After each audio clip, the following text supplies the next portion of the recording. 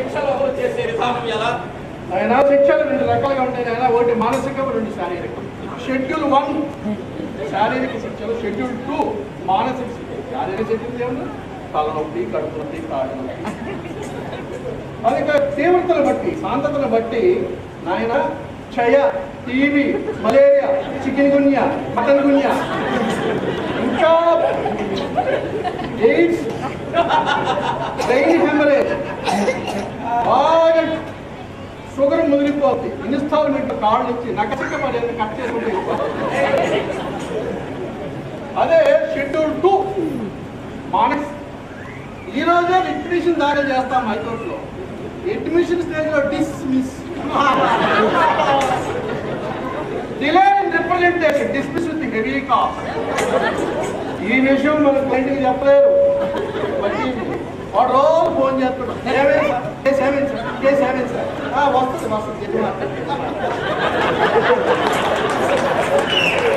తెలుస్తుంది. 11 రోజులు బార్ కౌన్సిల్లో కంప్లైంట్, మానసిక వేదన. అలాగే హక్కుల గురించి మాత్రమే మాట్లాడే భార్య, బాధ్యత ఆడి పంపకుండేదే ఆడి జీవితాంతం మనశ్శాంతి ఉండదు. హక్కులే హక్కులు, గాజులు కావాలి, అవి కావాలి, ఇవి కావాలి. ఆయన పుణ్యాన్ని పోయి చిట్పండిలో సూర్యుడి పెడతాడు మహానుభావుడు. అసలోడు కట్టాడు, కోర్టుకి ఈడి శాంతికి అటాచ్మెంట్. మనశ్శాంతి నేను తీసాను ఆయన.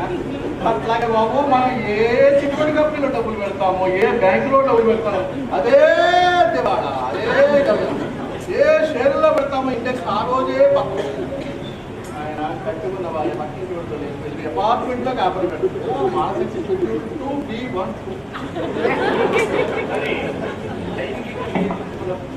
అవి చాలా ప్రధానమైన ప్రధానంగా పండించాం. షెడ్యూల్ 2C లైంగిక వేధింపులు, ఉమెన్ హెరాస్మెంట్, ఈవ్ టీజింగ్, ఇవన్నిటికీ కూడా ఈ బ్రెయిన్ లో వెన్నుపూసలో ప్రత్యేకమైన పూస ఒకటి ఉంది, దాన్ని F7 అంటారు ఆయన. దాన్ని డ్యామేజ్ చేసేస్తారు. ఇక రేషన్ కార్డులోను దరఖాస్తు ఫారాలను పురుషుడు పురుషుడు అని రాసుకుంటే తప్ప